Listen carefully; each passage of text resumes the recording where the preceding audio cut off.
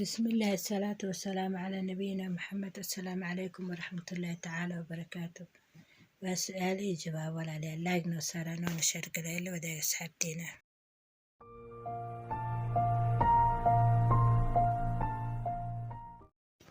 gabadha waxay tiri waxaan ku riyooday anigoo dad xumaanta ka reebayo oo wanaag farayo. haddaa riyadaasoo kale ku riyootid matalan sida adigoo diinta wax ugu sheegayo kale mise wado qaldan ay ku socdaan si walba adiga wanaag u sheegaysid taa waxay tilmaami kartaa iimaan. waxay kaloo tilmaami kartaa raacitaanka sunnada rasuulka. waxay tilmaamaysaa ficlan wanaag inaad tahay qof wanaagsan, dulmiga diido oo xaqana u taagan. wallahu yaclam. riyo kale ay tiri gabadhan ayaan ku riyooday oo ah qof ceel ku jira anoo kasoo saaray. labada riyo fasirkooda way isku egyihiin. adood qof saacidaya, qof caawinaya, waa inaad tahay qof wanaagsan. rubamaa dad kurbeysan aad gacan qaban doontaa, mise talooyin mise caawinaad kale. wallahu yaclam.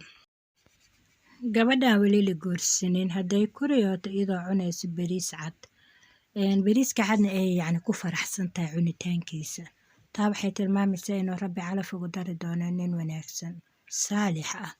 haddii laakiin ay bariiska isku dirqinaysa ayna rabin, laga yaabaa nin iyada rabin inuu calaf rabbi ugu dari doono mise uu hataa rabo isla xaaladda inuu guursada ayaa macquul ah.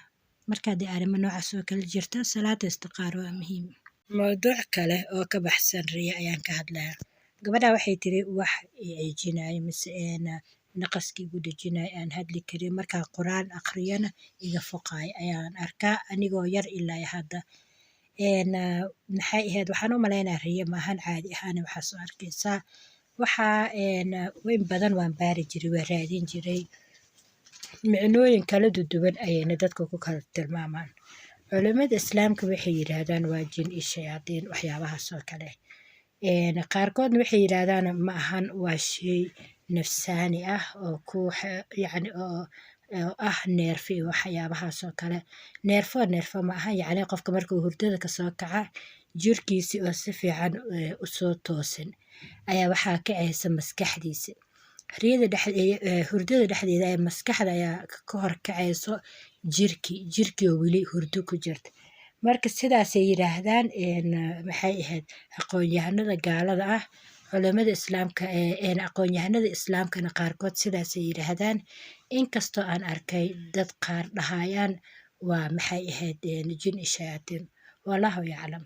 ani ahaan waa lahaan jiray inuu yar kabacdi waa iska waay. waxaana loo yaqaanaa jaatum. af ingiriisna hadda way iga maqan tahay laakiin halkaan kusoo qoraya magaca loo yaqaane.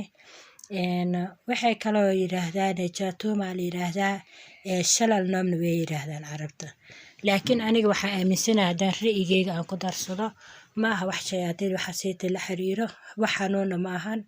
waa hurdada oo adiga jirkaaga aan ka dhergin mise adigoo si degdeg ah usoo kacday, maskaxdaada soo kacday jirkaaga kalena hurdo. wallahu yaclam. halkaasaan kusoo koobaya wixii su-aalaha qaybta komitiga igu reeba. wassalaamu calaykum.